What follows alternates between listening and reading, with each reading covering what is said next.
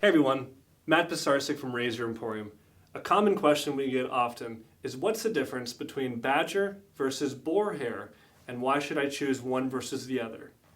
Well, I thought I'd make a quick video to show you guys the differences. Obviously there's a price difference. We often see boar brushes starting off as little as $5 to $10, maybe up to $20 for expensive boar brushes. Whereas badger brushes really don't start off until about $20, $25 for a decent badger brush. And they obviously go up in price as high as you really want to pay. The big difference that I tell my customers and my friends and family is that a boar brush is going to act to be more scrubby on your skin. And what does that mean? What do I mean by scrubby? Well, for a lot of us who suffer from ingrown hairs or any kind of razor irritation, the act of lifting the hair follicle is very important. If you have the kind of hair that likes to sit flat down against your skin, you may really want to consider getting a boar brush because these stiff bristles will really help to lift up those hair follicles and really help to get that lather underneath the hair so you can have a close and comfortable shave without causing any kind of irritation. Another really nice feature about boar brushes, outside of being scrubby and stiff, is that the actual hairs themselves kind of have a little hook to them. They kind of have a bit of a curl at the end, and that curl also helps to pick up hair follicles.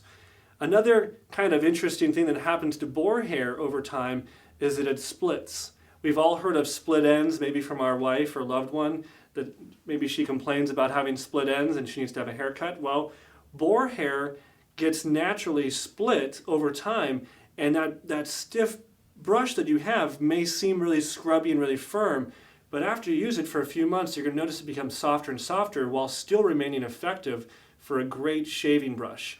So because it splits, because it's scrubby, and because the hairs are kind of hooked, these make a great shaving brush. And anyone that tells you that boar is some kind of second grade or second quality of brush really isn't really telling you the full story there. So don't just base a shaving brush off of the price point. Base it off of the performance you're going to need for you and your individual shaving needs.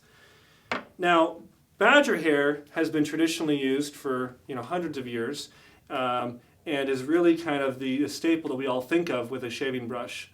We think of a badger shaving brush. And badger hair is very, very nice. Badger hair comes in many different grades. It's been used for a very long time. There's all different qualities of badger based off where it comes from on the animal. They have hair that comes from the stomach area. There's hair that comes from the neck, like silver tip. And so there's all different kinds of grades.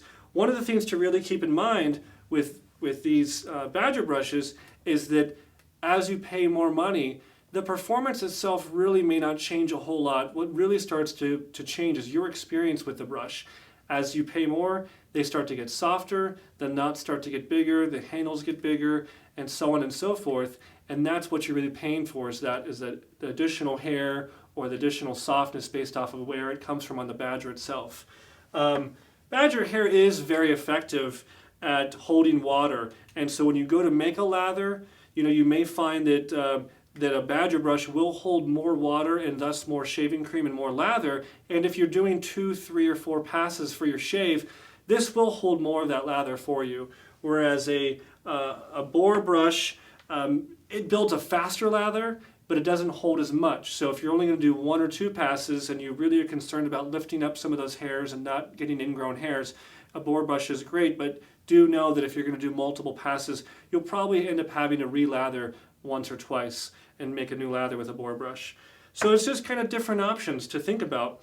This is my personal shaving brush that I've had now for, 4 or 5 years, and I found it at an antique store. It's actually a 1940s badger brush, and I just really love it. But I've also used a lot of modern brushes, and I would tell you that the most important thing is finding a brush that fits your shaving needs, and not just the one that's popular on the shaving forums or the one that gets the highest reviews from people you may know, but the one that you feel that is best for you, the one that is your go-to brush, the one that you can build that lather that's right for you, that's the right kind of speed, the right kind of style, and the right kind of price point, the what kind of price you want to pay for a badger brush. So I'm glad we could talk about that briefly today, and hopefully I've helped you to make an informed decision about what kind of shaving brush to use. They all make a good lather. It's just about what is going to work best for you. Thanks for watching.